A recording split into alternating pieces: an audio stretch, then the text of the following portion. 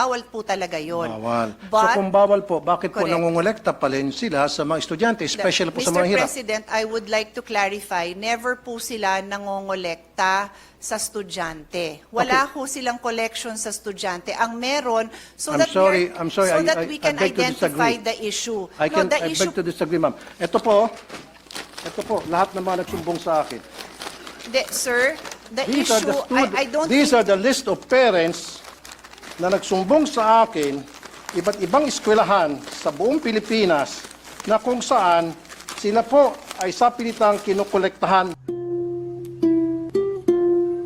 Mr. President, I would like to put it on record that I fully support the 715 billion pesos or more, the budget of DepEd for 2024. I don't have any problem with that whatsoever.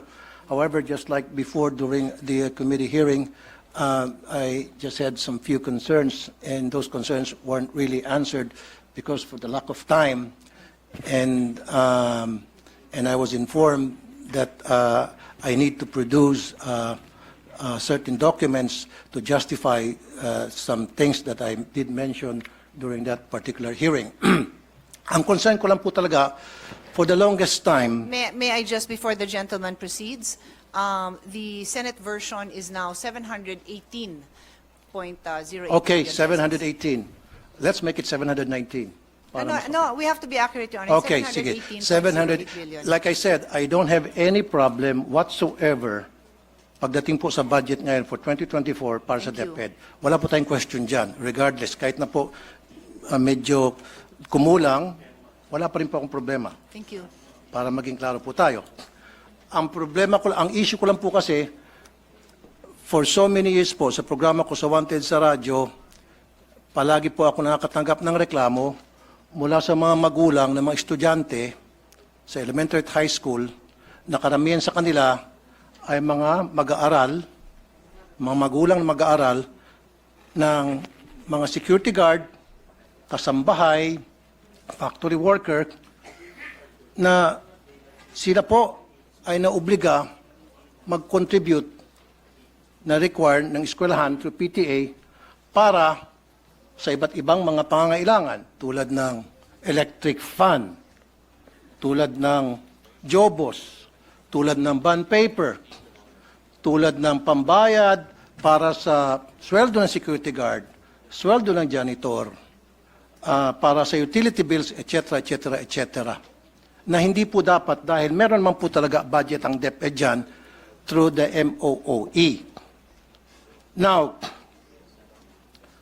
paano po nakukolekta itong perang ito? Para magkaroon po tayo ng idea lahat.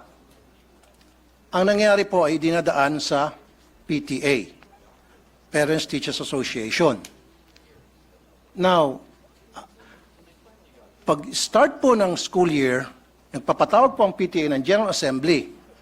At pagdating po dun sa General Assembly, magbobotohan sila muna ng mga officers. Right after na maboto po yung officers, ang next agenda agad ay maghahanap sila ng proyekto, kailangan nila mag-identify ng proyekto para sa eskwelahan.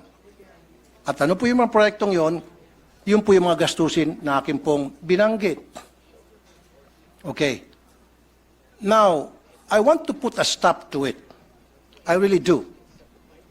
As much as possible during my watch as a senator of the Republic. Pero, napagsabihan po ako noon na kung gusto ko pong baguhin yung pulisiya ng pangongolekta to PTA, gumawa po ako ng batas. Now, I don't have to dahil nakita ko na po, very clear na sa akin, na meron naman pala talagang batas. Kaya lang, yung batas na yun ay hindi na-implement. Republic Act 4206 noong 1965 na enact yan, which prohibits collection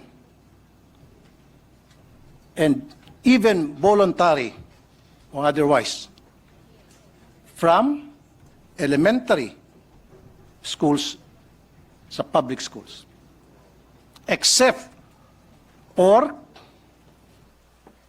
Red Cross, except for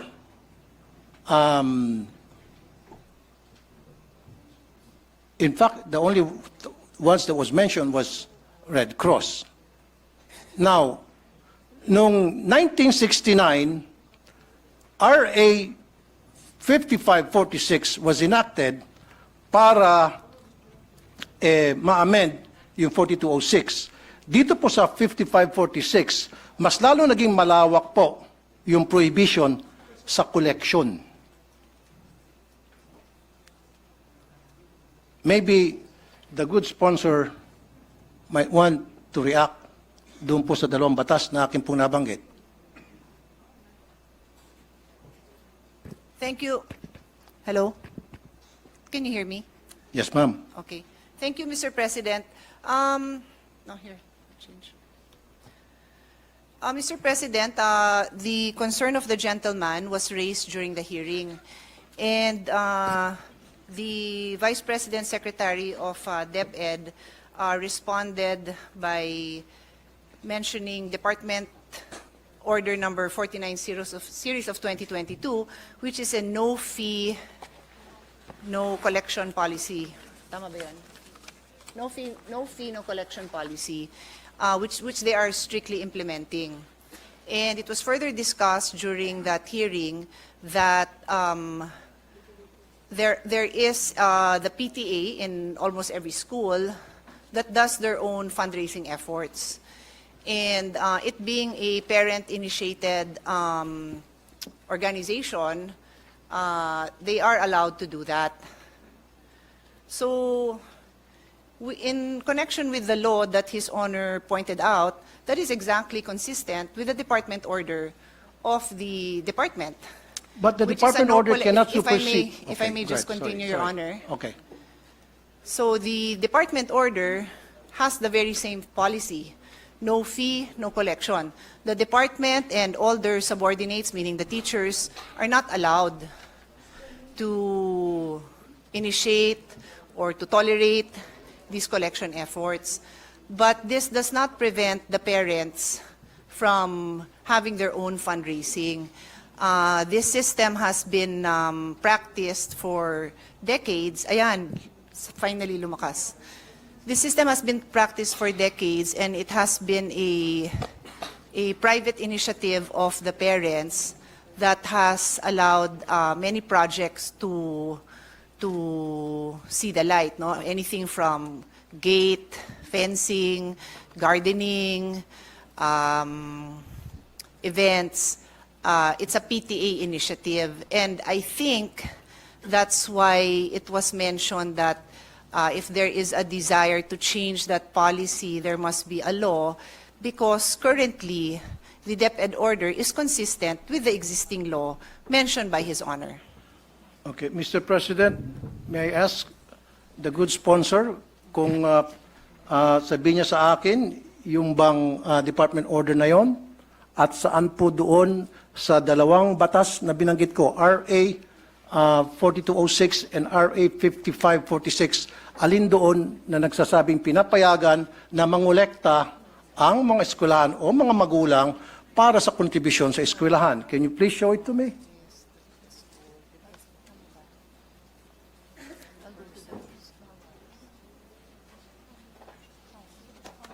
Maybe I can help the good sponsor para mas mapabilis tayo rito, if she will allow me to. Your Honor, if His Honor Mr. President, if His Honor can give me a minute to just review, and then I will be happy to yield the floor, of course, anytime. Yes, sure. Session suspended for a minute. Thank you for the patience of the sponsor. As His Honor had pointed out, it's a 1965 and 1969, no, the first one was 65 yata, and 69 law, so this representation had to refresh herself on those laws, Your Honor. Hindi pa ho ako pinapanganak nung 1965. Nung inamen, pinanganak na ako, pero hindi ko pa to nabasa, inaamin ko naman po. Anyway, if we may go to the very important point of the gentleman, no?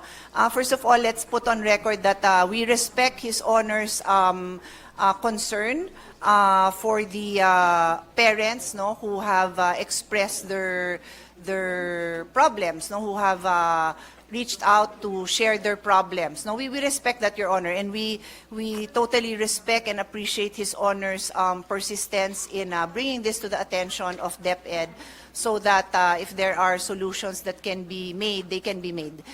With that in mind, Your Honor, the question of His Honor, if I may paraphrase it to be sure that I respond accurately, is meron namang batas na nagbabawal na magkolekta ang PTA. Tama ho ba ang intindi ko sa tanong? Is that a correct understanding?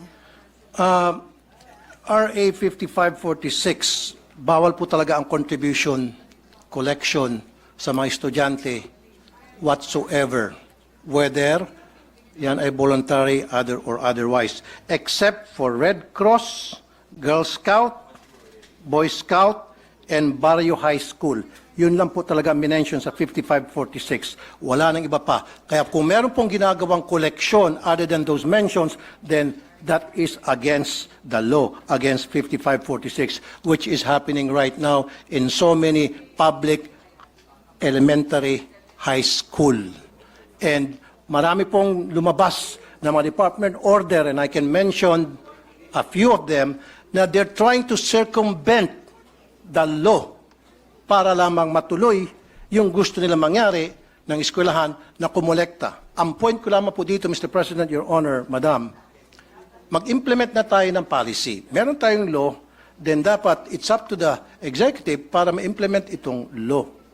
Because the last time I was informed na gumawa ako ng batas para ma-implement na raw, mag-implement ng batas. Nagagawin ko, I don't have to because meron na palang dalawang batas, Your Honor. Yes. Your Honor, Mr. President, His Honor is correct in his paraphrasing or delivering the provisions of RA 5546 kung saan ho, and I will just read it, no, para clear, Yes, maintindihan din ng mga kasamahan natin yung issue po na malapit po sa puso ng ating kasamahan. The Section 1 of RA 5546 states, the sale of tickets and or the collection of contributions in any form whatsoever by any person for any project or purpose, whether voluntary or otherwise, from school children, students and teachers of public and private schools, colleges and universities is hereby prohibited. Tama po, sir, no? Yan, Mr. President, yan po ang tinutukoy ng ating kasamahan. Tama po. Tama ho ba? I agree. Yes, okay. So, nung ako ho nakikipagdiskusyon sa DepEd, aware po sila dito na bawal talaga ang collections of contributions in any form from school children, students, and teachers. And that is why in their Department Order number 49 series of 2022, known as the Promotion of Professionalism in the Implementation and Delivery of Basic Education Programs and Services, prohibits DepEd officials and employees from seeking contribution, support, solicitation of any kind or any kind of intervention from non-DepEd entities.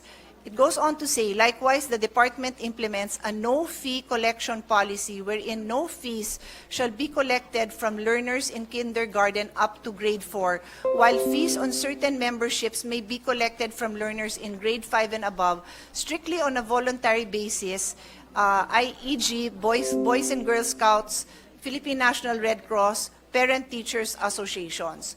So ito po yata, sir, ang implementing order na hinahanap nyo, Mr. President. Is His Honor, do I respond to His Honor's question by pointing out this DepEd order number 49? Thank you, Mr. President, Your Honor. Pero can a department order supersedes a Republic Act?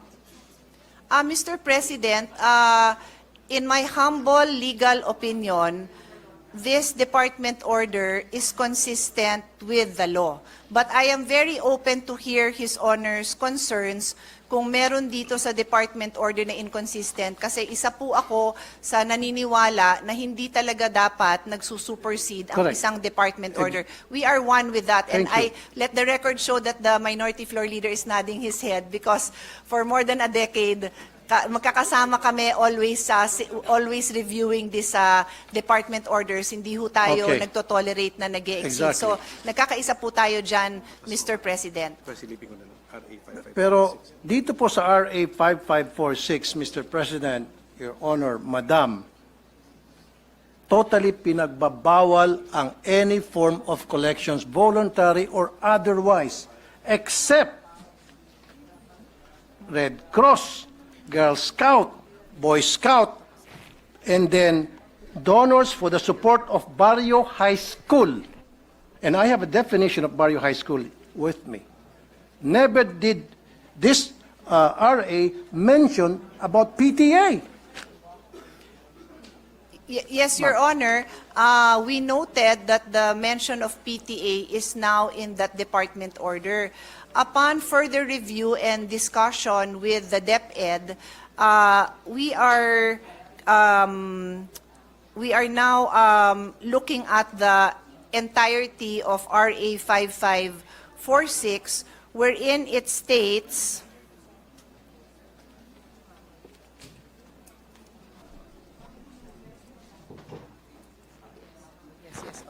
yes.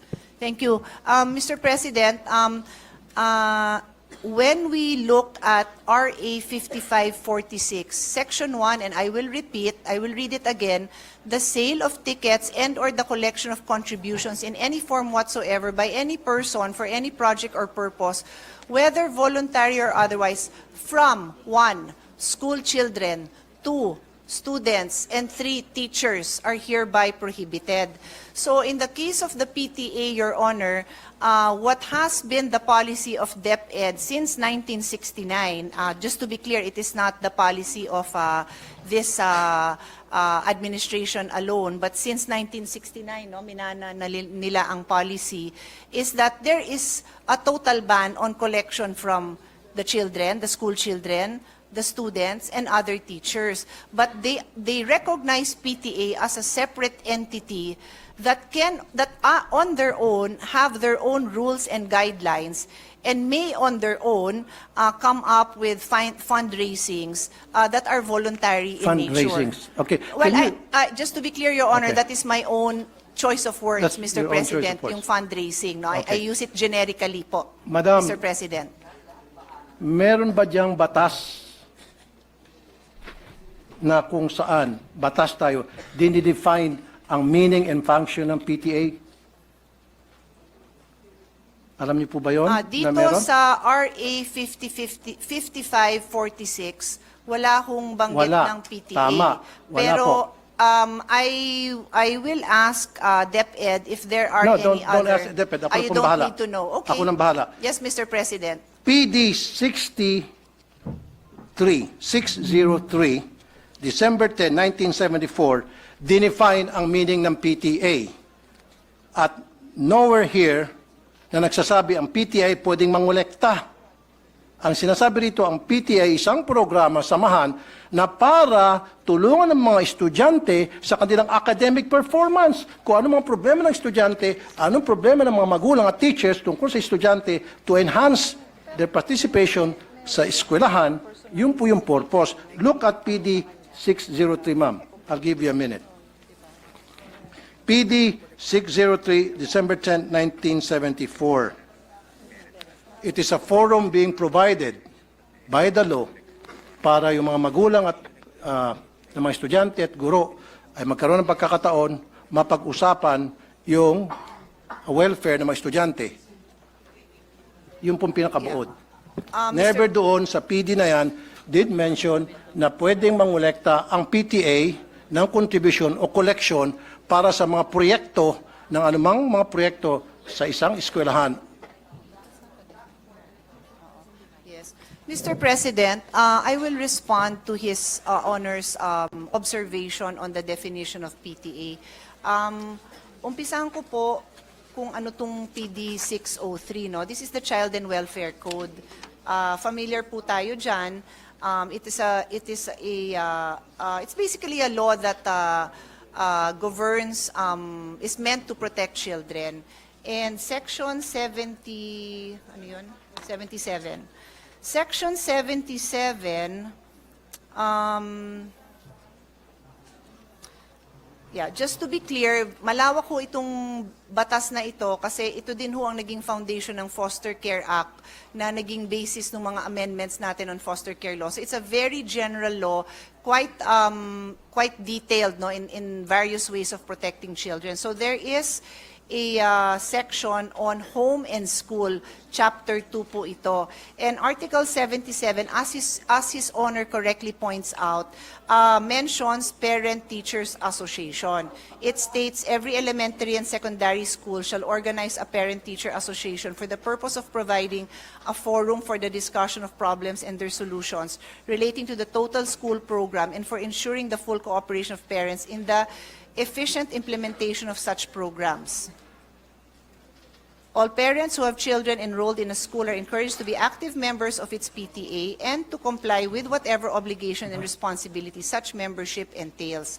Parent-teacher associations all over the country shall aid the municipal and the local authorities and school officials in the enforcement of juvenile delinquent control measures and in the implementation of programs and activities to promote child welfare.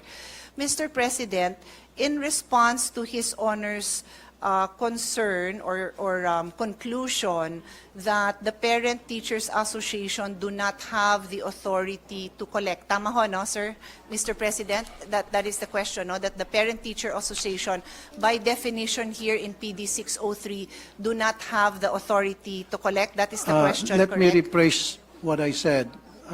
Mr. President, Your Honor, I want a clear definition in our law that states that the PTA is allowed to collect contributions, voluntary or otherwise.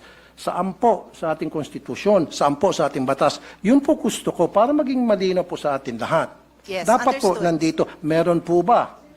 In fact, ang nakita ko lamang po, definition ng PTA, which is, sabi mo, very vague, general, is PD 603, pinakamalapit. However, dito sa PD 603, hindi po sinasabi na ang PTA ay binuo para mangolekta sa mga estudyante ang mga eskwelahan. Mr. President, Your Honor, Madam.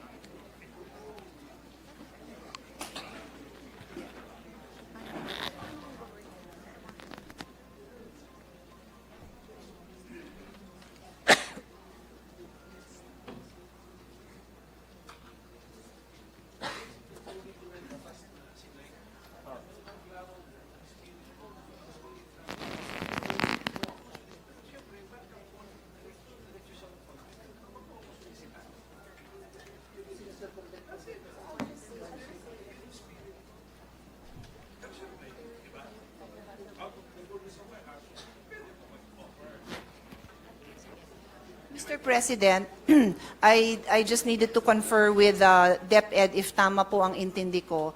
So in Article 77 of PD 603, which I had just read into the record, as I said, it states there that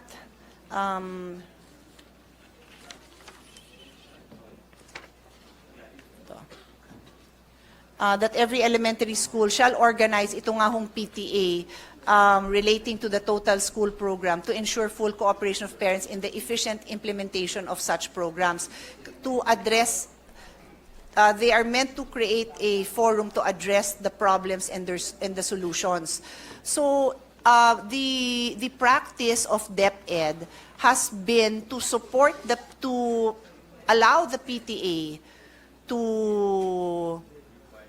follow the mandate of Article 77, and if they need to raise funds to be able to address these problems and solutions, including the implementation of the programs, then they are governed by their own guidelines in implementing those I'm programs, sorry, Mr. including yung at tapusin ko lang po, Sige po. including yung fundraising. Yan po ang naging practice ng DepEd since 1969 po. Practice is different from what the law says. You can practice anything you want. Pwede mag-practice ang DepEd. Lahat ng klaseng practice na gusto nila. Pero dapat nandoon sa batas. Pero kung wala sa batas yan, then yung practice na yon ay labag sa batas. There is actually, Mr. President, no sandali po. prohibition. Sinabi mo kasi, Madam, fundraising. So pwede mag-fundraising ang DepEd. It's been a practice through the DepEd, magkakaroon silang fundraising under PD 603. Pero, Mr. President, Your Honor, sa PD 603, wala talaga ako makita rito, kahit na letter by letter, tinitingnan ko, wala talaga nagsabi rito na pwede mag-fundraising, na pwedeng humingi ng contribution, humingi ng tinatawag na voluntary contribution. Wala talaga. So it seems to me na yung DepEd ay gumagawa-gawa ng sarili nila ng guidelines sa isang batas. Gumagawa sila ng sarili nilang IRR. Mr. President, I'll go back to what the Republic Act states. It prohibits collection and contribution from students. And so the policy of DepEd has been to allow the PTAs to follow their own guidelines wherein contributions among the parents are allowed. So Okay. to be clear, just to be clear, Mr. President, importante po na maliwanag yung pagsagot ko sa napakamahalagang tanong ng ating kasamahan. Bawal talaga ang pagkolekta sa estudyante, and that is being honored by DepEd. In other words, hindi pwedeng maglabas ang DepEd, ang principal, ang teacher ng request or request for contribution na ibinibigay sa estudyante. Bawal po talaga yon. Bawal. But, so kung bawal po, bakit po Correct. nangungulekta pa rin sila sa mga estudyante, especially po sa mga Mr. hirap? President, I would like to clarify, never po sila nangongolekta sa estudyante. Wala po silang collection sa estudyante. Ang meron, so I'm that sorry, we I can beg to identify disagree. the issue. I the beg to disagree, ma'am. Ito po, lahat ng mga nagsumbong sa akin. Sir, the These are issue, the I don't These think, are the list of parents na nagsumbong sa akin, iba't ibang eskwelahan sa buong Pilipinas, na kung saan sila po ay sapilitang kinukolektahan ng mga electric fan at kung ano pang mga gamit sa eskwelahan, na meron man pong budget sa MOE ang DepEd for those things. yes. Mr. President, first of all, may I request that that list is Yes, submitted I'll be so more that than happy to we give it to can you. give it to DepEd, kasi I believe they have committed in the hearing pa lang na any violation po, iimbestigahan naman po nila. They made that commitment po.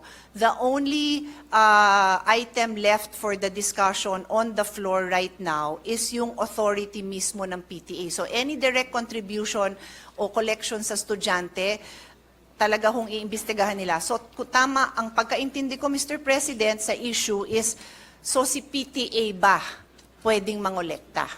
And ang sinasabi po sa atin ng DepEd, the policy since 1969 has been to recognize the PTA's authority to decide among themselves. They have their own rules, they have their own guidelines to do their fundraising, that is a generic term that I'm using, among the parents. Hindi to sa bata, hindi